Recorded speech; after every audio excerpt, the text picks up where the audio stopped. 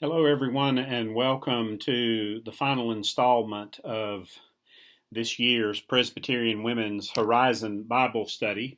As you recall, we have been looking at the Ten Commandments in the lessons called Love Carved in Stone. We are on the 10th commandment today, which is essentially don't covet. We'll read the whole commandment here in just a minute. But I remind you that uh, the writer reminds us that in some ways the 10th commandment comes full circle back to the first commandment because it is very difficult, she points out, to love God fully and completely if our hearts are really longing and pining for other stuff. So let's look at Exodus 20:17, which is the commandment itself. Let me read that to you. You shall not covet your neighbor's house. You shall not covet your neighbor's wife, or male or female slave, or ox or donkey, or anything that belongs to your neighbor. Pretty straightforward. She also uses two other scriptures, as she often does in the process, and the first one of those comes from 1 Kings 21. It is the story of King Ahab and Queen Jezebel. By the way, I just want you to think for a moment. Do you know anyone in the last 1,500 years who has named their daughter Jezebel? Well, my history doesn't go back 1,500 years, but I certainly can't think of anyone who has named their daughter Jezebel, and it is this story in 1 Kings that is probably the reason for that. You remember the story that King Ahab wants Naboth's vineyard because it's right outside his palace. It's so convenient. I need to have this, King Ahab says. So he goes to Naboth and says, I'll swap you for another vineyard, or I'll even buy it from you if you'd rather do that, because I need that vineyard. And Naboth refuses because property and land is considered to be a sacred inheritance in the Hebrew tradition. And he says, I cannot do that to God. Well, King Ahab doesn't take this very well, and he goes back to his palace, and he gets in his bed, and he turns his face to the wall, and he refuses to eat. Gosh, that sounds like a 2-year-old or a 3-year-old who's pouting. Surely not. Well, Jezebel comes and wants to know what's wrong with Ahab. Why is he so down? And he explains to her that Naboth refused to sell him or trade him the vineyard. And she says, you're the king. Don't worry about this. I'll take care of this. Well, she takes care of it all right, because she takes his official letterhead, if you will, his seal, and she sends out letters to the elders in Naboth's village and has them concoct this plan to do away with him, quite literally. They proclaim a fast and tell Naboth, because Jezebel told them to do all of this, they tell Naboth that he is the guest of honor at this big banquet. And he comes, and they have planted two, what the NRSV calls scoundrels, who sit across from him, and they make an accusation at him. They say, you cursed both God and the king. And so with two witnesses who claim this, they are able to not only convict, but also to execute Naboth so that his vineyard is magically available to Ahab. And word gets back to Jezebel, and she says to Ahab, guess what? You can now have your vineyard because Naboth is no more. Yeah, that's one of the extreme cases of coveting, I suppose you could say. Because there is human life that is taken for the convenience of someone who wants a piece of property. Well, I want to tell you a little story about something that happened in my life.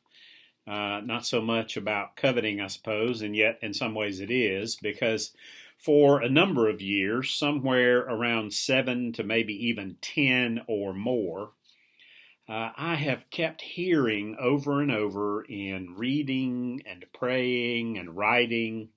I have heard in my mind, and I have written with my hands, or at least typed with my fingers, the word enough over and over and over, and considered what it means to have enough. Well, in 2015, 5 years ago, I was at a turning point in my life. Just to give you the basic circumstances, I had been serving the congregation in Fayetteville for almost 19 years by that time, just a few months shy of 19 years in February of 2015. And I had come to realize that this was a time of uncertainty, but also recognized it as a time of transition in my life and my call. And I realized that there was something beyond serving the church in Fayetteville for me, but I had no idea what it was. And the very uncomfortable thing was that I had not figured it out yet. And yet I knew that it was time to leave the church in Fayetteville. And so rather than prolong it, especially since I had some serious surgery on my neck that needed to be done to correct an old junior high football injury that was now causing numbness and pain in my neck all the way down my arm, I realized that it would be unfair to the congregation there to have the surgery and go through what I was told would be a 3-month recovery for that, and then to announce that I thought it was time for me to leave. So rather than do that, I decided to take a risk and make the announcement that I was going to leave before I had the surgery so that I could recover after the surgery. So this is 2015 in February. And as I'm trying to figure out what the transition's going to be about, and recognizing that there is a lot of uncertainty in my life and the life of my family, I had a dream one night. I probably dream every night, but I don't always remember those. But I have learned that if there is a significant dream that I have, and if I remember it the next morning when I wake up, or sometimes in the middle of the night when I wake up, the best thing for me to do is to go ahead and either write that down, or I usually have my phone sitting right next to the bed, and I can grab it and use the keypad there to type out a little note to remind me of the details of the dream. Well, this was a very vivid dream that I remembered, although it felt like I wasn't remembering all of it. So I actually wrote down the details of this dream. And it actually turned out to be, the story that I wrote about this turned out to be a 2-part story.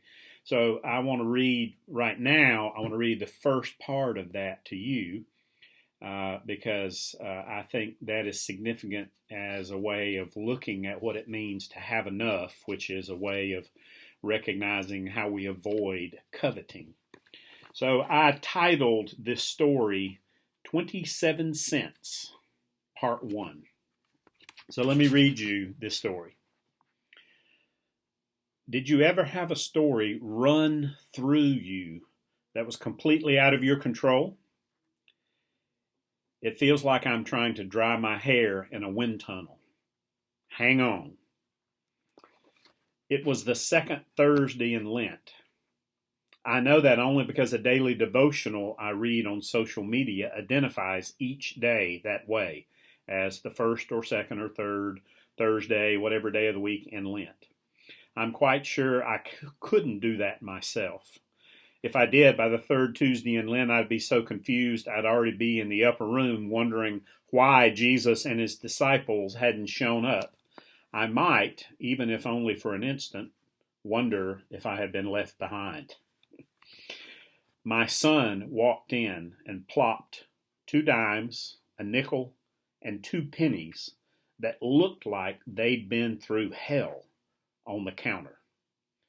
Not the run over by the train kind of hell that kids sometimes do with coins, but more like a dragged through the coarsest pockets in the roughest places on earth kind of hell. My son is 22 years old. Well, actually, now he's 27. But here, in my dream, he was much younger. He was at that age where truth not only comes out of your mouth naturally, but it also flows from your eyes, your hands, and even your heart without you even trying.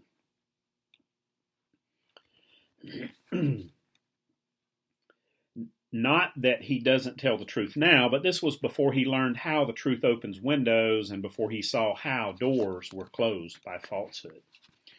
This was the age when truth came naturally. If you can't remember that age for yourself or even for children in a younger generation, you should find a way to hang out with little people whose truth-telling has not been pruned by ego, people who have not yet learned how to calculate their words.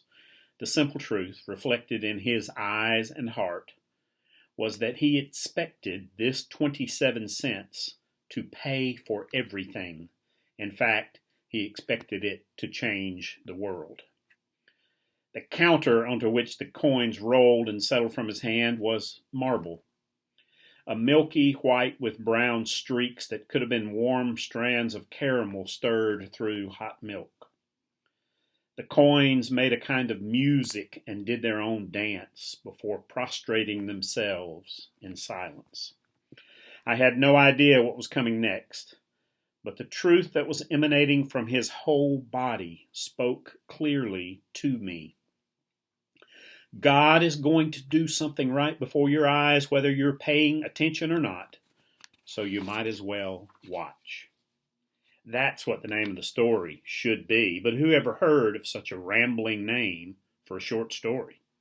How could anyone expect 5 small coins to change anything? I'll tell you how. Because it was all he had, and he knew that whatever he had was enough. That's your truth for today. It's all I have, and I know that whatever I have is enough. Take this with you today and speak it, if not with your lips, at least with your heart, into every circumstance of your life. You do that, and I'll go back to sleep again tonight in hopes of dreaming the rest of this story. So that's part 1 of the dream. I want to move on now to the second scripture that Ms. Gamble uses in the Bible study from Luke chapter 12, verses 13 to 15. I want to read that to you. Someone in the crowd said to him, that is, to Jesus, "Teacher, tell my brother to divide the family inheritance with me." But he said to him, "Friend, who set me to be a judge or arbitrator over you?" And he said to them, "Take care.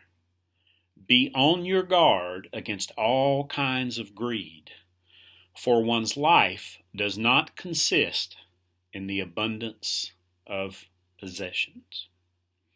And in the parable that follows, Jesus tells a story about a man who is a farmer whose crops grow in abundance, and he decides that he needs to build a bigger barn to hold all these crops. And essentially the message that Jesus gives at the end, while I am not quoting the scripture, I'm actually quoting something I've read elsewhere in a number of places, is that when you have more than you need, don't build a bigger barn or a higher fence, but build a longer table. Yeah, that's the story that Jesus gives to teach us how to avoid greed and the abundance of possession becoming the possessor of our lives. Now,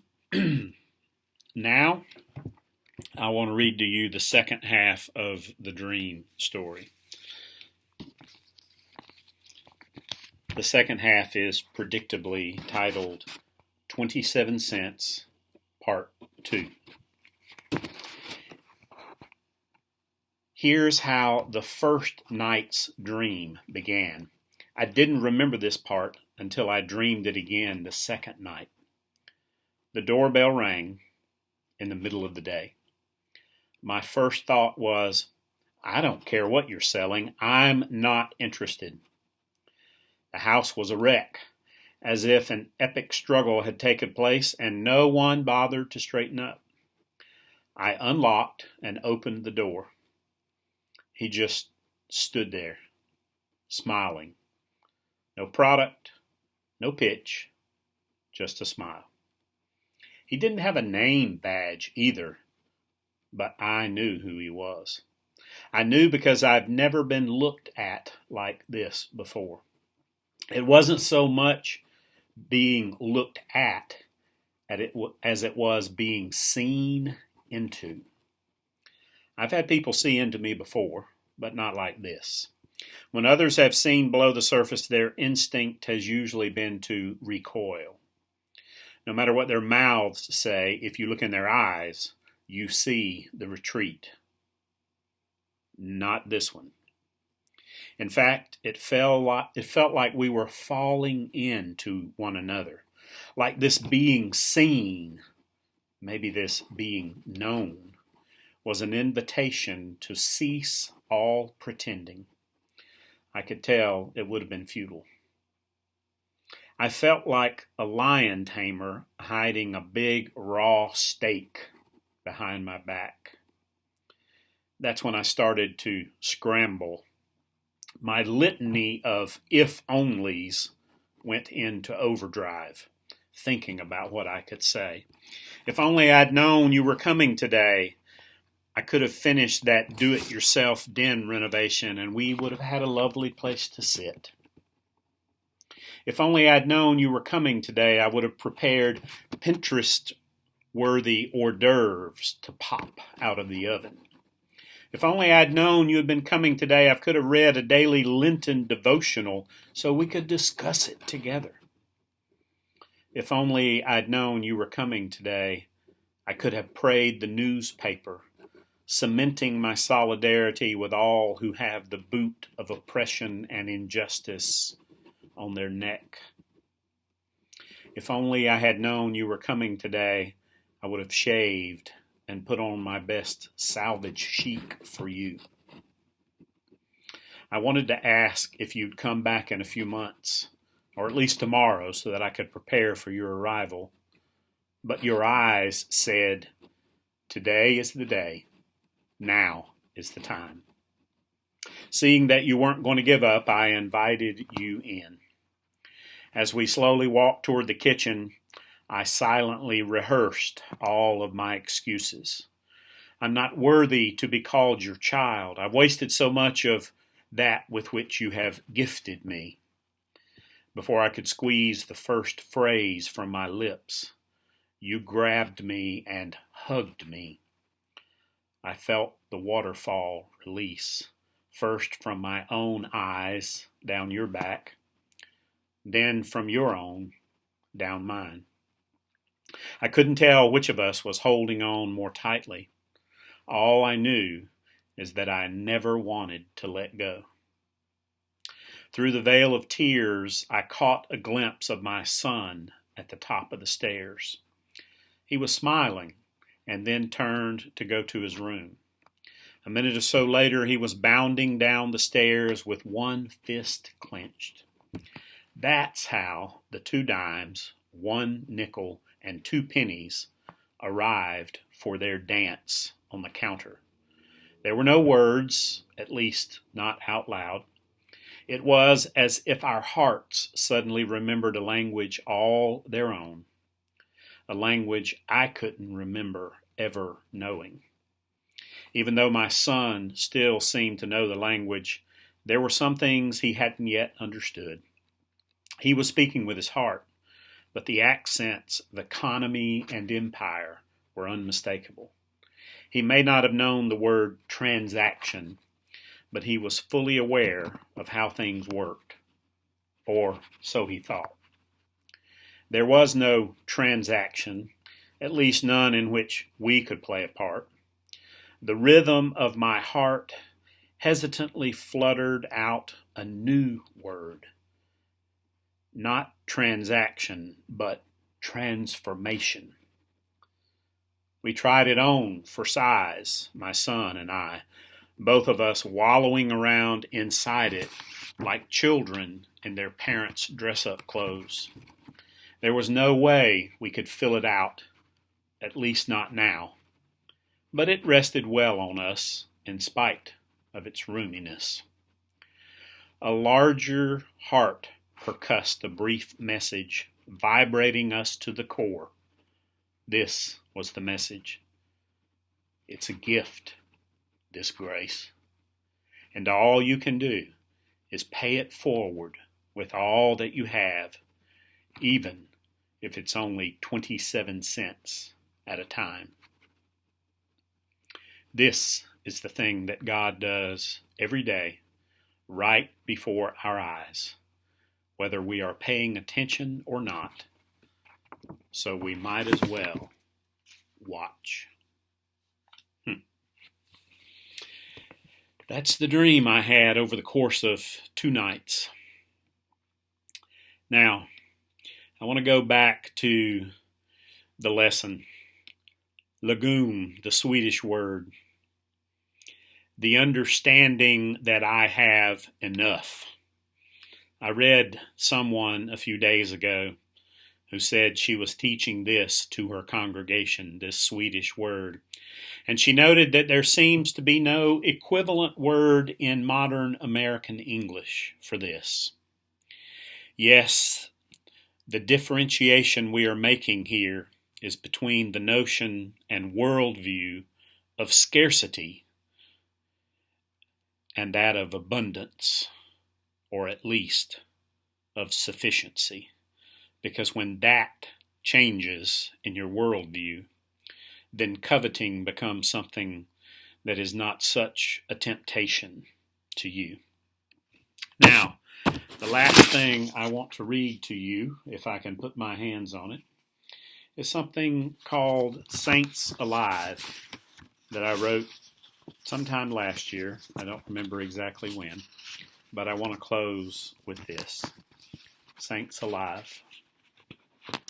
There lies deep within the human heart, yours, mine, and everyone else's, a vision and desire for how life is supposed to be lived. Some days we feel it clearly in our bones. Other days, it might as well be junk mail relegated to file 13 or the spam folder. On our best days, when the hallway between the heart and head has been swept clear of ego's debris, and the wall lamps are filled with oil, and the wicks are trimmed, and they are shining their light for all to see, we can glimpse the incarnation of divine desire. Here is what we see. Images of connection without coercion. Dreams of enough without competition.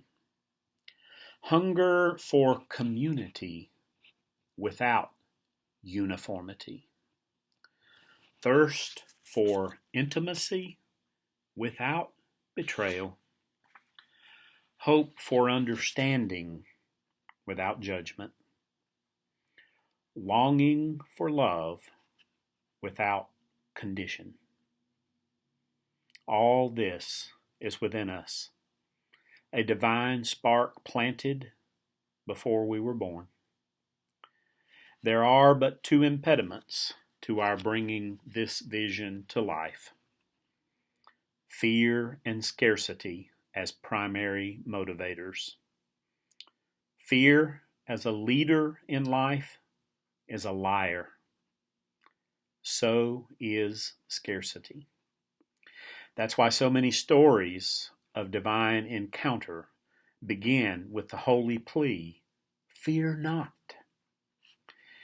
Now is the time for the communion of saints to not only speak to us, but to come alive within and around us, to light a holy flame within us collectively, so that we join forces with those who plowed and planted sacred seeds in our lives.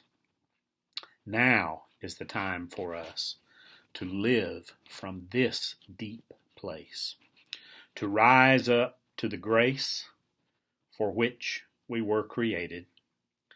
Now is the time for hope to reveal the strong roots she has sunk in communities of faith to nourish our courage. Now is the time to set aside a myopic view of scarcity in favor of the divine lens of abundance, recognizing that resources aplenty are not a blessing themselves, but rather an avenue through which God's blessing flows.